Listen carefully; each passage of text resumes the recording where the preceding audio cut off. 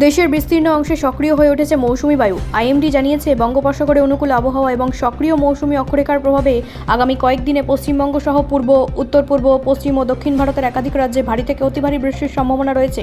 পশ্চিমবঙ্গ, অসম, ওড়িশা, ঝাড়খণ্ড, মহারাষ্ট্র, কেরল ও রাজস্থানের বিভিন্ন জেলায় বিশেষ সতর্কতা জারি করা হয়েছে।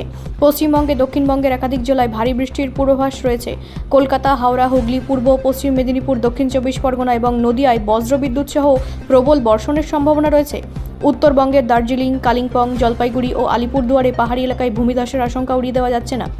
আবহাওয়াবিদদের মতে, টানা বৃষ্টির ফলে শহরাঞ্চলে জল জমে যান চলাচল ব্যাহত হতে পারে। নিচু এলাকায় জলাবদ্ধতা, গ্রামীণ এলাকায় ফসলের ক্ষতি এবং নদীগুলির জলস্তর বৃদ্ধি পাওয়ার সম্ভাবনা রয়েছে।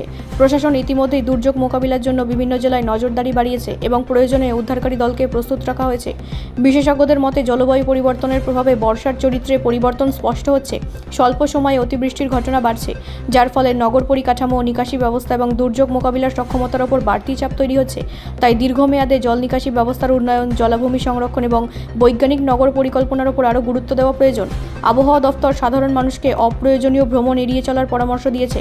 বজ্রপাতের সময় খোলা মাঠ বা গাছের নিচে আশ্রয় না নেওয়া, নদী ও জলাশয়ের কাছাকাছি সতর্ক থাকা এবং প্রশাসনের নির্দেশ মেনে চলার আহ্বান জানানো হয়েছে। বর্ষা কৃষির জন্য আশীর্বাদ হলেও অতিবৃষ্টি জনজীবন ও অর্থনীতির জন্য বড় চ্যালেঞ্জ হয়ে দাঁড়াতে পারে। তাই আবহাওয়ার সর্বশেষ পূর্বাভাসের দিকে নজর রাখা এবং প্রয়োজনীয় সতর্কতা অবলম্বন করাই এখন সবচেয়ে গুরুত্বপূর্ণ। ব্যুরো রিপোর্ট, রাষ্ট্রীয় প্রসার বাংলা।